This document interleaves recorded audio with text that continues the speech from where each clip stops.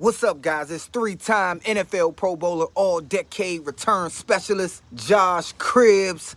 I want to welcome you to the College Sports Connection podcast, where Double A, Alex, and AJ host the Mid-American Conference best.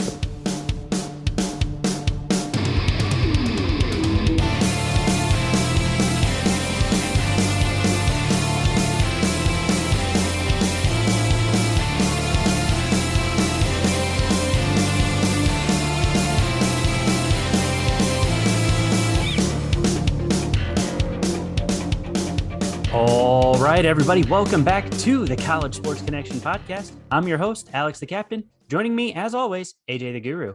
What's going on, everybody? AJ, welcome back and welcome to our 2-year anniversary episode. I can't believe we made it to 2 years. It's been a good, 730 days.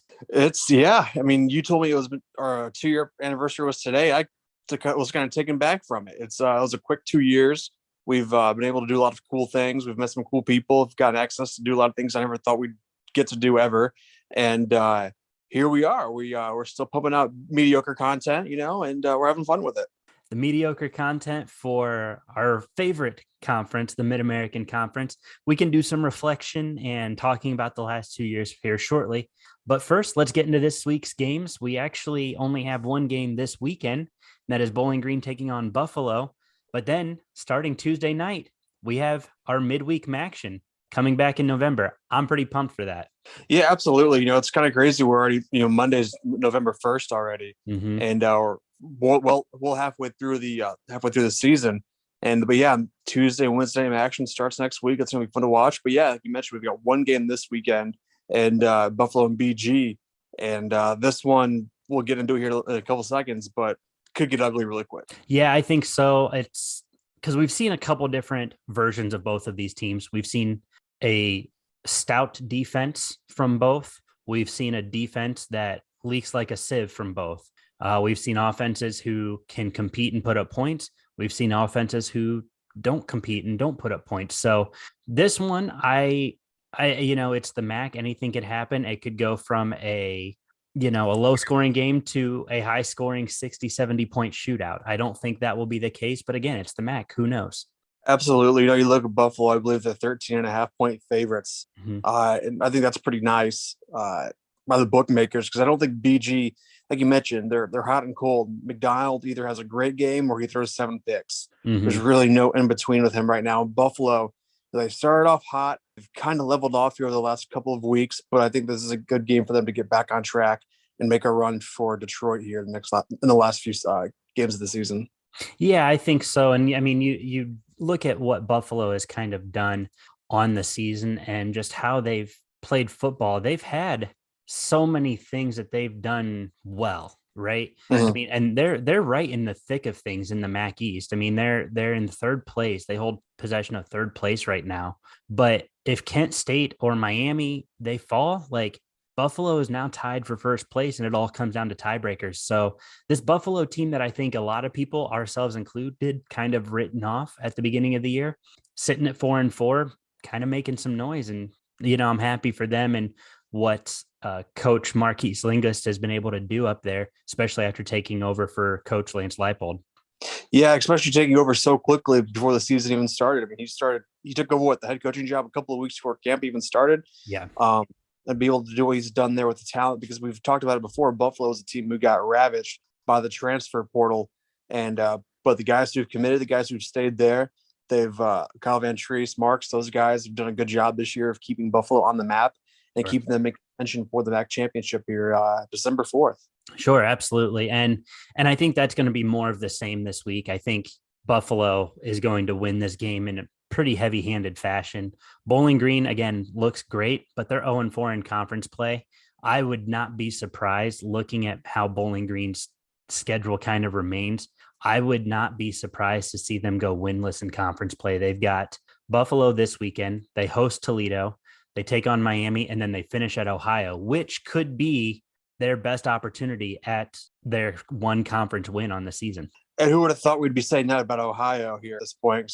Success they've had, over the last couple of years, and obviously losing Frank Solich hurts, but they have a lot of talent there, and they're a team that I think you and I both have been kind of surprised by the way they've played this year. Yeah, absolutely.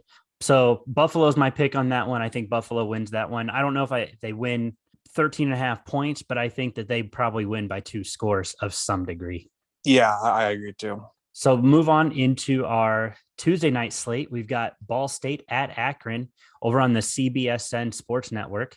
Down at InfoCision Stadium, Ball State looking pretty good in conference play as of late. They are tied for second in the MAC West, sitting at 4-4. They are going to be traveling over to Akron, who is one spot above Bowling Green. You know, I know that Ball State just came off a devastating rivalry loss to Miami, which now has them in a 5-way tie for second in the MAC West. But Buffalo also knocked off Western Michigan in a pretty dominant fashion this year. So, sorry, Ball State knocked off Western Michigan in a pretty dominant fashion earlier this year. So anything could happen. This is going to be an exciting game. Yeah, absolutely. You know, talking about heartbreaking Ball State game last week against Miami, they had an opportunity. You and I were sitting in the middle of James Bond when they threw an interception there towards the end. But Miami's a team that we talked about too is going to be right in the thick of things. Sorensen had himself a career game. He just had a slow start to the year. He was a huge part of that Ball State victory for Miami. But yeah, Ball State, they're playing good ball. It's just they need one or two things to bounce their way right now in order for them. Like you mentioned, they're at a 5-way tie in second place in the MAC West. But they're going to need some help here going down the stretch. But I think they go to Akron, they come away with a win. Akron's a team, they're struggling to find an identity right now. I think playing at home on Tuesday night is going to be great for Akron, but at the same time, Ball State's playing good ball, and I think Drew Plitt's finding his groove. Carson Steele's running the ball extremely well, and I think the Cardinals come on top pretty heavy-handedly, I think, on this one. Yeah, I think this one definitely falls in favor of Ball State. I think that, Akron's got some nice pieces and things that they want to do. Coach Tom Arth down there is really trying to get this Akron team on track. And I think that he's doing good things down there, especially given with their win over Bowling Green earlier this season, their lone conference win. But I think that he understands the challenge he has as a coach down at Akron. He understands that he has a lot of young guys. I think this is just another year for them to get experience and to grow as a unit and move forward. They're sitting at 2-6 overall, 1-3 in conference play. I think Ball State takes this one to improve to 5-4, 3-2 in MAC play. Yeah, without a doubt, Coach Arth, it's not, Rome wasn't built in a day. It's going to take some time for Akron to get back on track because they went through so many years of struggling there. This isn't going to be an overnight job. This is not going to be an overnight fix, but I think he's the right man to get it done. We had a lot of fun with him in our conversation. He's a football guy. He wants to win there, and he's an Ohio guy, so he knows how important Akron football is to that area. Mm-hmm. And I think, if they're going to get back on the right path, he's going to be the guy to do it. Sure. Moving on to Miami at Ohio, the battle for the bricks down in Athens, Ohio. This will be fun. This is going to be another edition of the classic rivalry game between the two schools. Miami, Ohio. Who would have thought that this would be a game in which we have no idea who's going to win because they're both not good this year? Yeah, this is going to be an interesting one. I think this is going to be a low-scoring defensive battle. But you look at Miami, Ohio, they put up points last week. They were able to move the ball on Ball State, who has a good defense. Mm-hmm. As you mentioned, OU is struggling to find an identity here. They haven't won a conference game yet, I believe, or at least have won. They've won one conference game. One conference game. Yeah, and Miami, after last week, they're probably feeling pretty good about themselves going to Ball State and winning on homecoming. Sure. I think, but this is a game Miami pulls out. I think, towards, they're gonna start off slow. That second half, I think they're really gonna turn it on and maybe pull away from this one here for the Bobcats. Yeah, I think, and that's going to be the strength for Miami, right? Is their defense is going to be what they rely on. You look at what they've done in the MAC, they've not broken the 100-point scoring threshold.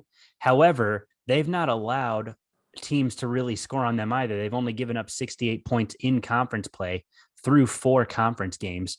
That's pretty good defense right there. They are first in the conference in terms of points allowed, followed closely by Toledo at 75. Everybody else has given up 97 or more points in conference play. So Miami's going to really rely heavily on their defense.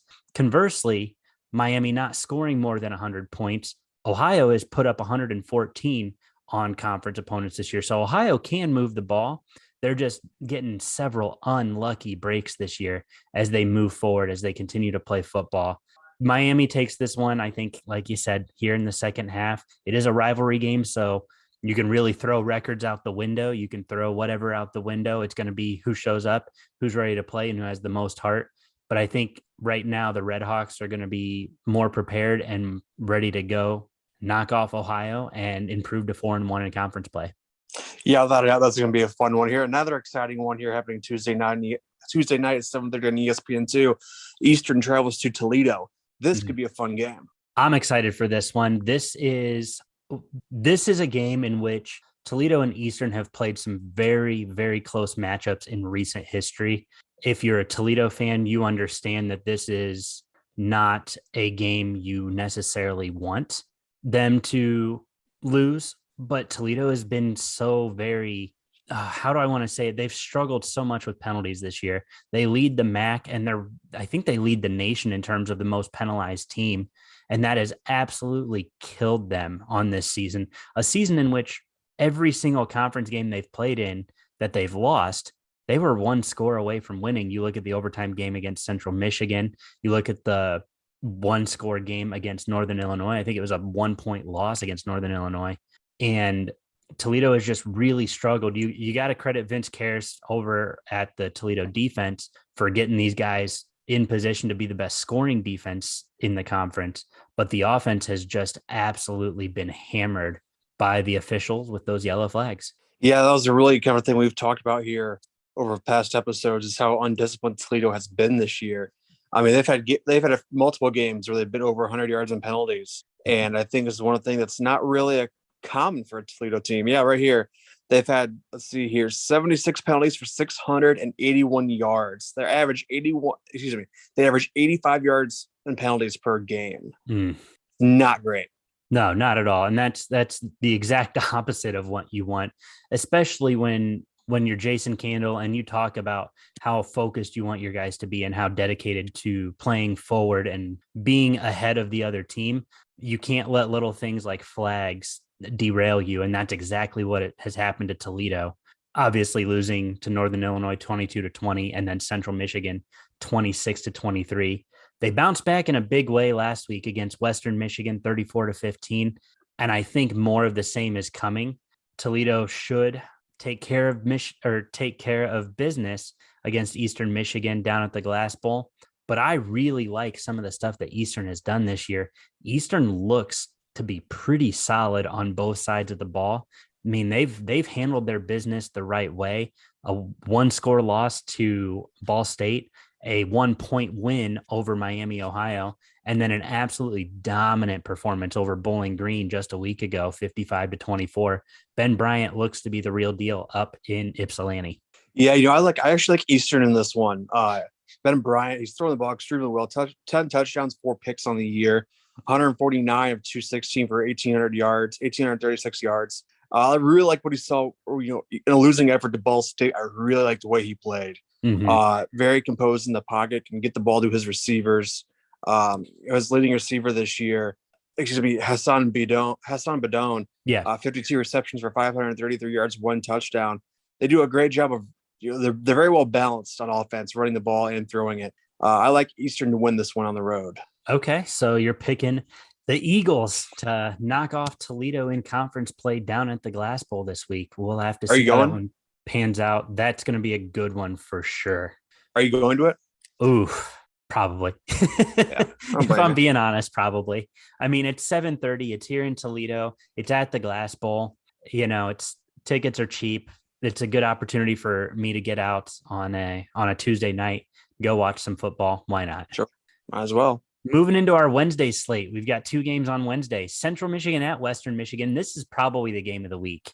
Yeah, without a doubt. I really, really like what both of these squads have done this year.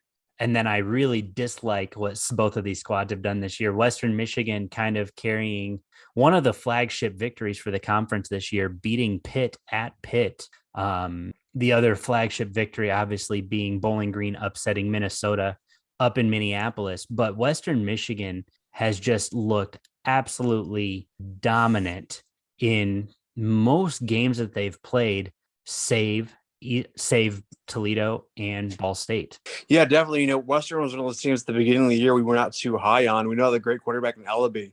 But they've took a blowout loss to Ball State, but outside of that, they've played pretty well. And I think it's safe to say they're in a spot too where they can end up in Detroit at the end of the year if some things fall their way. But yeah, this game is going to be circled on the map for the MAC conference this weekend, or this week rather, as games to watch and games that are really important for Detroit. Sure. And I think that's what's going to happen, right? Is you look at what Central's done, they've won off of defense. Western Michigan, the games that they have won, they've just been able to explode on teams. And so I think you're going to see a clash of two different ideologies, a defensive battle from Central, an offensive battle from Western Michigan. But don't count out the Western Michigan defense. They've come up big when they needed to. They shut down Illinois State 28-0. They knocked off San Jose State, the defending Mountain West Conference champs, who Ball State beat in the Arizona Bowl last year. They knocked them off 23-3, and then they held Buffalo in check 24-17. This defense can still play ball. I'm just not convinced that they can play ball well enough to match up with, or to help their offense out enough. I think that Central has a really good defense overall. You look at some of their scores that they've put up. They lost to Missouri 34-24 without some of their best players. The biggest thing that they do is they keep games close. Their one ugly conference loss has to be Miami, Ohio, 28-17. But you look at their next two games at Ohio, down at Peden Stadium, 30-27, kept it close, helped the offense get the win. Win over Toledo in overtime, 26-23, kept it close. Defense did what they needed to do to get the win. So I think that this is going to be a very, very interesting game between the Chippewas and the Broncos. Yeah, absolutely. This is the one I look at too. I'm taking Western on this just because I like Caleb Elby. I think he's in his zone. He is in his zone right now. 1,900 yards on the season, 12 touchdowns, only 2 interceptions. The matchup predictor has Western at 75.6% with only 24.4% to Central. I think it's a little more even than that. I think this is going to be a high scoring game, but I think it's ultimately going to be Western's offense prevailing on top and a close scoring, maybe 3 or 7 point victory.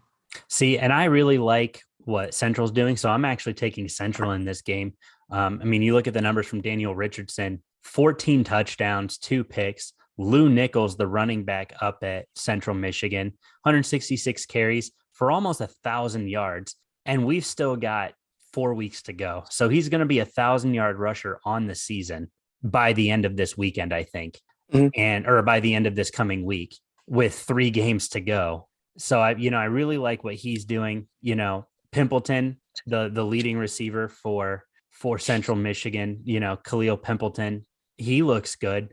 Almost 600 yards, 38 catches. I think this is going to be the one that comes down to the wire. I'm taking Central in this one. It sounds like you're taking Western. So this will be a fun one. Yeah, no doubt. And then the last game of the week, Northern Illinois at Kent State. Big question line here is, can Northern Illinois maintain a perfect conference record? And can Kent State rebound and continue to pace the MAC East with a victory? This will be a fun one. Yeah, this is going to be a really fun. Yeah, Northern Illinois came into this game 6-2. Kent State 4-4. Kent State's a lot better than what their record shows, in my opinion. Rocky Lombardi, though, ever transferring from Michigan State down here to DeKalb, he's 100 of 173 on the year, 9 touchdowns, 6 interceptions to Dustin Crum's 337 to 220 for 1,700 yards, 9 touchdowns, 2 interceptions. This is going to be a close one. It's going to be a high scoring one. So they don't have the lines out yet, but nevertheless, this one's going to be high scoring. It's going to be close. This will be a fun one to watch on Wednesday night. Yeah, absolutely. I'm really liking what Rocky Lombardi's doing over at Northern Illinois, and he's doing just enough to help get them the wins, right? The big win over Georgia Tech to kick off the season. And I think that really ignited what Northern Illinois was doing. Coach Tom Hammock really understanding last year what happened, them going 0-6, and really challenging the guys and saying, hey, we know we're a better team than an 0-6 team. Let's go out, let's get some wins, and let's retake stranglehold of the conference. And they're doing just that. They hold a 2-game lead over everybody in the MAC West right now. Whereas you flip over to the other side, Kent State, Dustin Crum looking absolutely fantastic. 1,770 yards, 137 of 220, 9 scores, 2 picks. And I mean, one of those picks was a pick 6 against Texas A&M. So he's really showing out in conference play and leading this Flash's offense to victories. And I love to see it. I'm happy for him. I think he was one of our picks to be the quarterback of the year for the conference. And I think Kent State is on pace to make their way to Detroit. Yeah, absolutely. Both these teams are getting hot at the right time. Northern Illinois is, playing extremely well, both offensively and defensively. Coach Hammock, friend of the program, has done a great job here. Former alumni, former running back of the Huskies. But you're right. I think this is a game of Dustin Crum. If Kent State wants an opportunity to go to Detroit, this is a game they have to win. Because you mentioned Northern Illinois has a 2-game lead on everybody else. If anybody's going to threaten that lead, it's going to be Kent State this weekend, because Northern Illinois does have a tough schedule coming up. Not only Kent, but Ball State here in a few weeks as well. So they're going to have to win out really to go to Detroit. But Kent State's going to have something to say about that this weekend. I'm really interested to see how tiebreakers are going to shake out. Let's say everybody in the MAC West goes 5-3. Let's just, everybody's beat up on each other. Everybody with the exception of Northern Illinois are 2-2 in MAC West play or in MAC play. And I'm really, really excited to see what's going to happen. As we know it and as we love it, MACtion is chaos, and the next 4 weeks are going to get real interesting real quick. They are. And, it's going to be really important for a lot of these teams too, because there's a 5-way tie in the West. Yep. That's going to be, these next few weeks are going to be massively important for everybody to win. And so I think we're going to get some really good football here the next couple of weeks. Yeah, I think so. And that's why we love it. It's the midweek MACtion coming back and being a part of our lives. And I'm really, really looking forward to seeing what happens. It's going to shake out, and it's going to be a lot of fun. Absolutely. So I didn't even give you my pick for this game. I am going Northern Illinois though on this one. I think the way Rocky Lombardi's playing right now, he's hit his stride. He has Northern Illinois going in the right direction. So I'm going to take the Huskies over the Flashes. Cool. All right. And I'm taking the Flashes over the Huskies. I think Kent State knocks off Northern Illinois. For Kent State, this game means a little bit more, I think, solely because of Miami tied in first with them. This is a chance for them to more than likely keep pace with Miami, because Miami is going to be more than likely knocking off OU this week. So this is a chance for Kent State to keep pace and, stay neck and neck with Miami until their battle. So it'll be exciting to see. I think that this is a Flashes victory over the Huskies. It's going to be a fun one, no doubt about that. You bet I'll tune in there on Wednesday night. Oh, for sure. And that's one that I think everybody should be tuning into. The battle of first place teams is going to be a lot of fun. So moving on to some reflections over the last 2 years for our show, and then we can talk some grumblings of some conference realignment for the Mid-American Conference. But the last 2 years, I got to say, man, we've been incredibly blessed to not only have attended Media Day, but we're getting ready to go to our second MAC football championship, and just the incredible amount of opportunities and coaches and players that we've had the chance to speak to over the last 2 years. I never thought we'd be where we're at today. Oh, definitely. I remember our first interview with Ricky Stokes out of the MAC office. I was trying to figure out how to record an interview on using cell phones and microphones at that point. To being able to what we're doing now, we're pretty much in with Jeremy in the MAC conference. They allow us to come up to Detroit for Media Day, and they bring us up to the football championship. Last year we were supposed to do the basketball championship, but that was obviously canceled. So I'm sure we'll be doing that this year. Mm-hmm. But yeah, the people we've been able to talk to, the connections we made, it's been a lot of fun. Something I never thought we'd get to so quickly. We have it. Hopefully it continues, and I think it will. I know you and I have a lot of big plans, a lot of cool things in the works, a lot of ideas. and we're big ideas guys. We just need to learn how to execute some of these things. And once we get that figured out, we'll have a lot of fun. Yeah, absolutely. And, I think back to our interviews with coaches within the conference. You look at Adrian Myers, who's now down at Tulane, now coaching down there. And then you look at Coach Sarah Tisdale, a friend of the program, the Central Michigan women's lacrosse coach, Trisha Cullip, the Toledo women's basketball coach. We've been so blessed to talk to all these non-revenue sport coaches, but then obviously we've talked to a great number of football coaches at Media Day, and the stories we've gotten from some of these coaches has been just absolutely incredible stuff. I never thought I'd get to hear, especially being the one asking them the questions. No doubt. It's been kind of fun too, having, Coach Hammock, for example, up in Detroit. He knew who we were. So that was really cool. He had followed us on Twitter. He knew he'd recognized our name. And you've spoken to him, since then. And we have a lot of Twitter interaction with him. It was a lot of fun, even today, about Halloween candy. Mm-hmm. So just small things like that. It's been a lot of fun. We can't thank the MAC enough, Jeremy and his staff, for allowing us to do what we do. But yeah, we've got, a lot more coming. We've got, we'll be doing some really cool things at the MAC championship this year. With obviously there'll be fans there, unlike last year. But we have some cool things planned for that. Some more access, if you will. Hope it will be granted, and we'll get some more cool content out of that. And hopefully everything is not done by Zoom again. Yeah, absolutely. And I'm hoping it's not done by Zoom either. I'm already looking forward to seeing what happens with the MAC football championship this year. It's going to be a lot of fun with fans there and being media. That's going to be a big thing. That's going to be a big difference, is seeing people in there cheering for their squads. Cause it felt like a ghost town when we were there before. There was no cheering. There was no fans. It was just two football teams on a field clashing. And that was pretty wild to me. Yeah, it really was. Just being the only people in the stadium in Ford Field, of all places, 60, 70,000 seats. Mm-hmm. And the only people being there are us and the other media, 30 stories up, it felt like.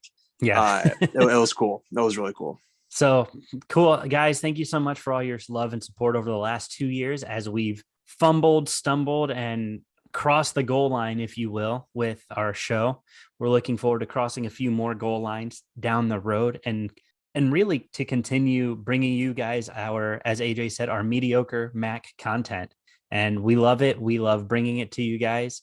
And thank you guys for sticking with us. Looking forward to what the next 2 years brings. Yeah, without a doubt. So you sent me a tweet here before we got on about some conference realignment. And these are talking about two teams that you and I have previously mentioned. Mm-hmm. So we follow Peter Thamel on Twitter. If you guys don't follow him, he is a national college football and basketball reporter for Yahoo Sports. So the guy, he's kind of up there. He's not any slouch. And according to him, and this is what the tweet says, sources, the MAC is exploring potential expansion. School officials are expected to discuss expansion the upcoming days. Among these expected to be discussed are Middle Tennessee and Western Kentucky. If you guys who listened to us a week ago, AJ, or was it last week or was it the week before? We've talked about it recently, but yeah, with the last couple of weeks, definitely. Yeah. So we discussed two teams we'd like to see in the MAC. Two of those teams that we talked about, Middle Tennessee and Western Kentucky. Yep. I'm excited if this comes to fruition. One, because Middle Tennessee, they have decent football. They would bring decent football to the conference. Western Kentucky, they're okay at football, would bring some okay football, but Western Kentucky would elevate greatly the basketball profile of the Mid-American Conference. Yeah. And I think they would easily compete for MAC tournament championships, but also depending on how well they play and how well they schedule, that could help push the MAC to being a two-bid conference. Definitely. And you look at it, not too long ago, Western's football program was ranked. They had a quarterback who was drafted fairly high, I think, didn't they? I believe so. Yeah. Western Kentucky's. Yeah. I believe that they did. So yeah, I mean, they're a solid football program, but their strength that they would bring to the conference is definitely their basketball. They have a high basketball profile, and I think that they would compete well with the likes of the Buffaloes, the Ohios, the Kent States, even the Akrons. And those would be some fun battles. Yeah, absolutely. Geographically too, it makes a lot of sense. Tennessee and Kentucky are not far at all from MAC, the MAC map, if you will. Sure. So geographically, that could be really beneficial for a lot of people. And they'd get the media exposure that they get in the MAC would be great. I think in both programs, because they're not getting that now. Well, exactly. I mean, they would get that. They would get more media exposure, not only regionally, but a little bit further south. They'd get the Nashville market, which is a market that has primarily belonged to Conference USA because of the location of those two schools. Now you would get the Nashville and the Louisville markets, a market that not only helps viewership, but it helps recruiting as well. Because now you can be a Toledo or a Ball State, and you're making trips down to Tennessee or Kentucky. Yeah, you're gonna expand your recruiting footprint a little bit. So I'm excited. I really, I know it's early and I know it's just talks according to this source. It says nothing is imminent about this at this time. A full discussion needs to take place before any action. There's no urgency to expand. But one of the repliers in the comment section said every discussion that's been reported has resulted in a move. Yeah. So I think that this is, and I don't want to jump the boat. I don't want to, try to break news that isn't news yet.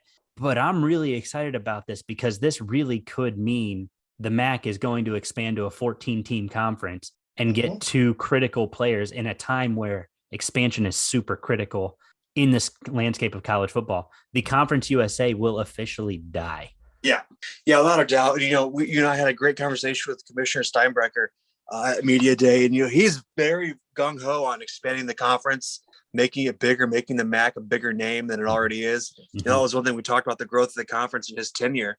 And the MAC, the brand of the MAC has grown from a Midwestern brand to a national brand because of Tuesday, Wednesday night MACtion and things like that, and being able to upset the Virginias of the world in the NCAA tournament. Being Ohio, this is a fantastic opportunity for the conference to expand that brand, which they're doing a fantastic job of. And expanding to two more teams does open up an extra bid or so in the college and the basketball championships, but also makes the football championships and very interesting. And I know there's good baseball down in Tennessee and Kentucky as well. So when it comes to the MAC baseball, bringing talent that's already there, bringing it to the conference. So that could be. There's so many ways this can benefit the conference. I think the pros outweigh the cons drastically in the situation. Absolutely. I know that we'll hear, some of the cons of travel and things like that. But if you're elevating the profile of the conference, that means more money. That means more viewership. That means more partnerships. That means more legitimacy. And those are all things I don't think the MAC will sneeze at. They'll pony up an extra, $20 for gas to make a little bit longer road trip if it means that they're getting some elevation. It'll be interesting to see how conference realignment falls out now. If that happens, will we get a MAC North and a MAC South? Will it stay MAC East, MAC West? It'll be interesting to see how all that shakes out. Absolutely. You talk about travel there for a second. The only teams that really affects is going to be Northern Illinois and Buffalo because they are the two farthest out. It'll affect the Michigans. And the Michigans too a little bit, yeah. But still, it's a straight shot from those guys.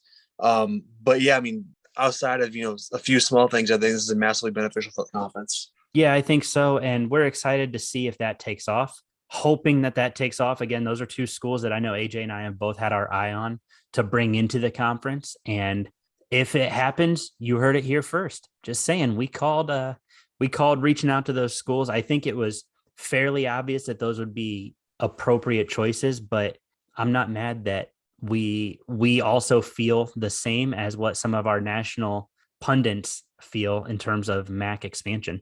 Yeah, without a doubt. These, obviously this stuff will take a long time to develop, but nevertheless, I'm excited to see what happens. Sure. So AJ, I think that's about it for me today. Again, I can't believe it's been 2 years with us doing this. A lot of time in the car, a lot of small road trips, a lot of people talked to, hands shaken, and I'm looking forward to the next 2 years, man. Yeah, absolutely. We've got a lot more planned. We've got a lot of things coming up here very quickly. December 4th is only almost a month out. So we've got a lot of things to get ready for, a lot of things to prep, but it'll be fun. Yeah, absolutely. Anything else you wanted to throw out there tonight, man? I think that's it for me. Cool. Well, hey, thank you guys so much for tuning in. We really appreciate the love, the support, the outpouring of following and retweets and everything else that you guys have shown us. And we look forward to continue to bring you more content. Thank you guys so much for tuning in, and we will see you next week. See you.